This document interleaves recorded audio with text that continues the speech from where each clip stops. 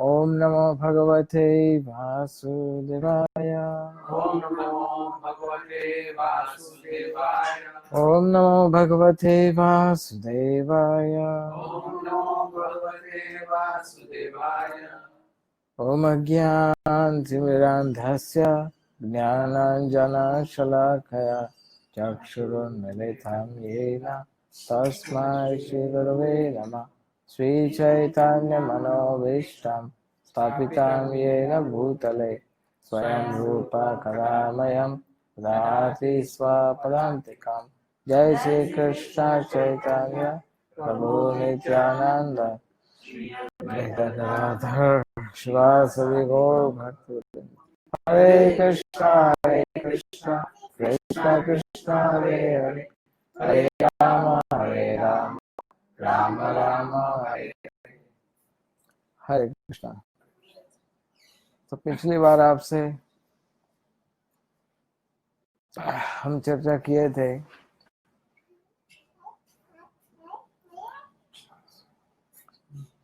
किस तरह से हिरण्यकशिपु का जन्म हुआ था और उसके जन्म होते ही इतना उत्पात सारे संसार में होने लगा। हिरण्यकशिपु बदला लेना चाहते थे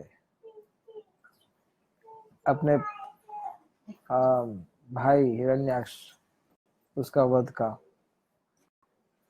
तो हमने सुना था कि किस तरह से हिरण्यकशिपु ने यज्ञ बंद कराने के लिए ब्राह्मण को मार दिया, गायों को मार दिया और विष्णु का बड़ा विरोधी हो गया। फिर उसने सोचा कि मैं ब्रह्मा जी से कुछ वर प्राप्त करके अमर हो जाऊं, घोर तपस्या करूंगा। तो हिरण्यकशिपु ने इतनी घोर तपस्या करना शुरू किया, 2 हाथ आसमान में उठाए हुए थे और ब्रह्मा जी का चिंतन कर रहे थे, ब्रह्मा का उपासना कर रहे थे और देवताओं के 1000 साल तक उन्होंने तपस्या की। देवताओं का जो एक दिन होता है हमारा 1 साल के बराबर है। जैसा हमारा 1 साल हो जाए 2018, तो देवताओं का एक दिन बदलता है, यू नो। So 24 hours. तो देवता, कई बार हम ये समझ नहीं पाते देवताओं की काल गणना, क्योंकि ब्रह्मा जी का अलग समय होता है, अलग अलग लोगों में अलग अलग समय होता है।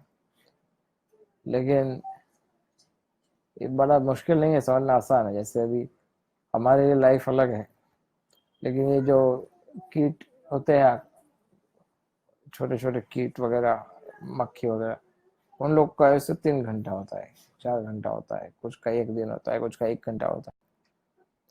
लेकिन उनके लिए वो 1 घंटा लंबा होता है। उनको ऐसा लगता है कि हम बहुत जिए, और हमें ऐसा लगता है कि क्या ये इनका क्या आयुष्य है। हाँ। तो इसी तरह से देवताओं को ऐसा लगता है कि मनुष्य क्या जीते हैं, और हम तो यहाँ पर कोई 60, 70, 80 साल जी लिया हो, बहुत पुराना आदमी है, बहुत आजकल 70, 80, 60, 70 एवरेज हो गया है। उससे जल्दी कोई ज्यादा जीता नहीं, 70, 80 से आगे कोई जीता नहीं।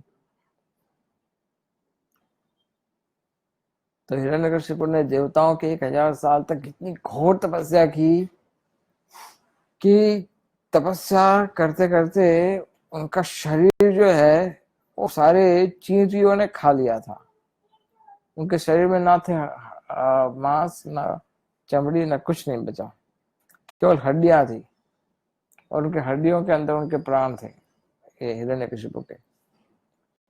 और हिरण्यकशिपु के आसपास में पूरा पर्वत बन गया था देवताओं 1000 साल तक में। कोई पता ही नहीं था कि कहाँ हिरण्यकशिपु कहाँ पर तपस्या कर रहे हैं, किसी को नहीं पता है। पूरा समय बदल जाता है ना, तो इतना हाहाकार हो गया, ब्रह्मा जी स्वयं गए उसकी तपस्या को रोकने के लिए। ब्रह्मा जी खुद ढूंढ रहे है कहाँ भाई, ये हिरनी की आवाज आ रही है ना, ओम ब्रह्माय नमः कहाँ से आवाज आ रही है। हाँ, तो फिर उन्होंने अपने कमंडलों से जल डाला उस पर्वत के ऊपर, और हिरण्यकशिपु जैसे था वैसा फिर से शरीर मिल गया उसको। फिर ब्रह्मा जी ने कहा कि तुम बहुत गहरी तपस्या किया हिरण्यकशिपु,